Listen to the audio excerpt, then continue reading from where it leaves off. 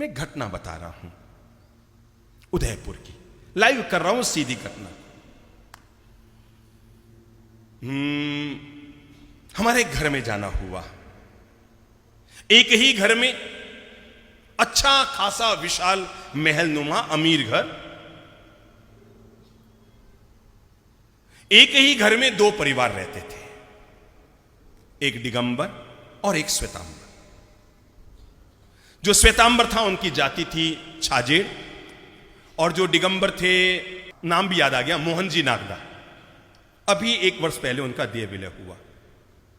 उदयपुर के टॉप 10 में रहे वो। बात मैं तब की बता रहा हूं जब हम उनके घर गए, उन्होंने हमारा बड़े प्रवचन का आयोजन किया। उनके घर में 2 बेडरूम थे, खूब सारे बेडरूम, पर 2 बेडरूम पता लगा एक में छाजेड़ रह रहा है, एक में नागदा रह रहा है। तो हम चौंके, हमने कहा भाई ये 2 परिवार, एक श्वेतांबर परिवार, एक दिगंबर परिवार, और आप इतने अमीर हैं, आप एक ही घर में, क्या हमारा किचन भी एक है, क्या हमारे सारे बच्चे भी यहीं रहते हैं, बच्चों की बहुएं भी यहीं रहते हैं, हम एक साथ रहते हैं, अब इसका राज क्या हुआ हमारा। मिस्टर नागदा दिगंबर समाज के युवक थे, बचपन में गरीब घर में पैदा हुए, हैसियत नहीं थी कि पढ़ लिख ले, पर उनके मन में एक तमन्ना थी कि मैं पढ़ लिख कर सीए बन जाऊं। क्या बन जाऊं? पढ़ लिख कर सीए पास कर लूं। एक दिन उन्होंने अपने दोस्त जो छाजेड़ थे जाति से, अभी भी हैं, उन्होंने उससे कहा कि भैया हो सकता है वो लाइव हमें सुन रहे होंगे, अभी वो हमसे बहुत प्रेम करते हैं, तो हो सकता है जब मैं बोल रहा हूं तो वो सुन भी रहे होंगे। तो उन्होंने अपने दोस्त से कहा भैया मुझे पता है तेरी हैसियत नहीं है, तू भी मेरी तरह है, पर पता नहीं मेरे मन में बार बार आता है मैं सीए पढ़ लूं, मैं सीए पढ़ लूं, पर मेरे पास किताबें खरीदने के पैसे नहीं है। जिंदगी में वक्त तो किसी का भी ऊंचा नीचा होता है ना, और अपन सब लोगों ने सारे तरह के वक्त देखे हैं जिंदगी में, अपन सब लोगों ने सारे तरह के वक्त देखे हैं जिंदगी में।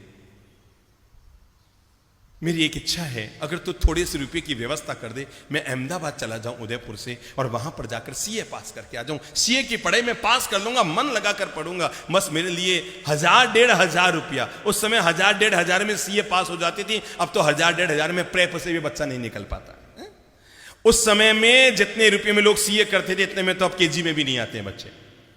तो मुझे पता है तेरी हैसियत नहीं है, तेरी भी मेरी हालत है, पर देखना कहीं से कोई व्यवस्था हो जाए तो। दोस्त था, गया अपने घर। बात ही बात में, ध्यान से सुनना घटना को, किसे कैसे हैं दोस्त। बात ही बात में वो अपने घर गया,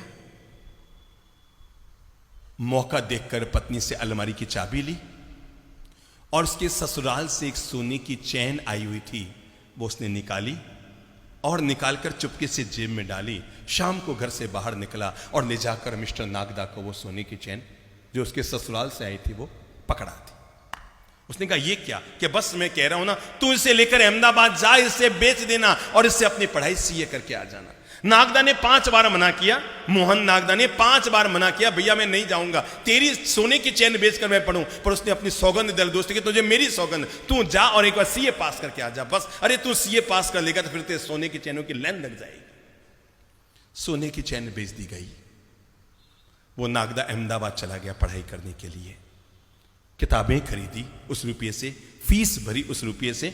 इधर वो अहमदाबाद चला गया। कुछ दिन बीते, पत्नी ने किसी काम के लिए अलमारी खोली होगी। जिनके घर में बहुत सारे गहने होते हैं उनको तो पता नहीं लगता, 1-2 गहना इधर उधर हो गया। अब जिनके घर में केवल 2 ही सोने की चैन, एक पति की और एक पत्नी की, और केवल एक ही अंगूठी पियर से आई, उसके अलावा कुछ हो ही नहीं, तो 2 मिनट में ताला खोलती है, पता लग जाता है चैन कहां गई।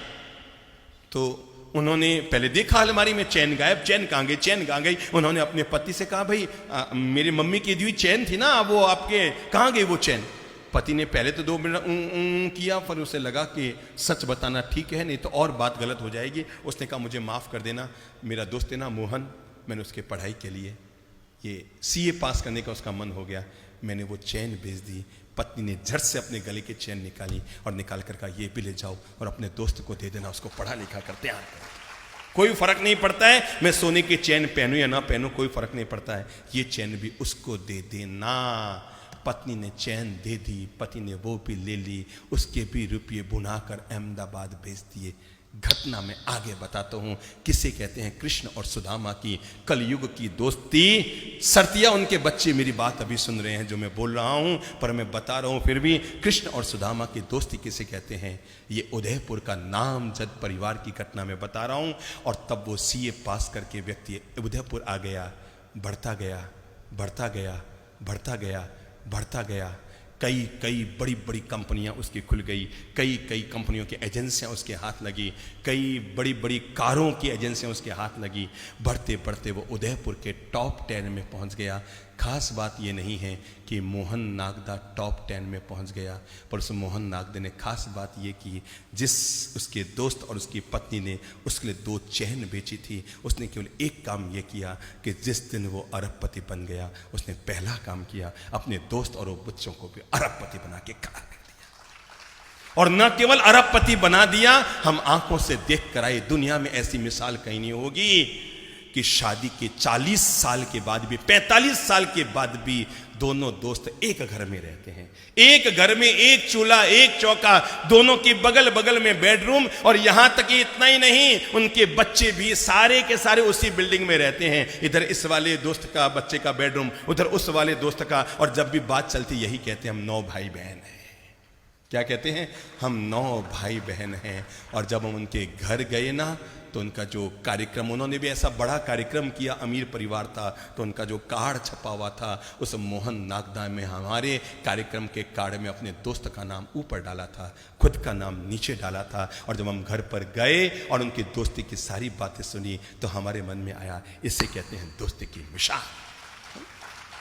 आज भी। और इतना ही नहीं, मोहन नागदा का जब कैंसर होने के बाद शरीर छूटने लगा, तो मरने से पहले, अपने देह विलय से पहले, शायद देश के बड़े से बड़े संत जितने भी रहे होंगे, दिगंबर समाज के हर संत मोहन नागदा को जरूर जानता है। वो इतना प्रभावी व्यक्ति रहा। लेकिन जब उनकी मृत्यु हो रही थी, तो मृत्यु के पहले बच्चों ने इतना ही पूछा, पापा आपकी कोई इच्छा? तो मरते समय उस पापा ने यही कहा, बेटा मेरा दोस्त और उसका परिवार हमेशा तुम लोग साथ रहना, कभी भी जुदा मत हो। अगर मेरी अंतिम इच्छा पूछना चाहते हो तो कभी भी जुदा मत होना। हाँ मेरे भाई, इसे कहते हैं, क्या कहते हैं? दोस्त। और अगर ऐसे दोस्त जिंदगी में मिल जाए ना, जो वक्त और बेवक्त, बुरे वक्त में और अच्छे वक्त में, ये मोबाइलों के दोस्त हो रहे हैं ना, मच्छरों की तरह इकट्ठे, इनके इकट्ठे करने का कोई मतलब नहीं है। जो मोबाइल, फेसबुक और व्हाट्सएप से दोस्त इकट्ठे किए जा रहे हैं, हम पहचान बढ़ाए जा रहे हैं, इन पहचानों का कोई मतलब नहीं है। जिंदगी जियो ऐसों के साथ जिनके साथ जीवन जीने का आनंद आ जाए। और हाँ,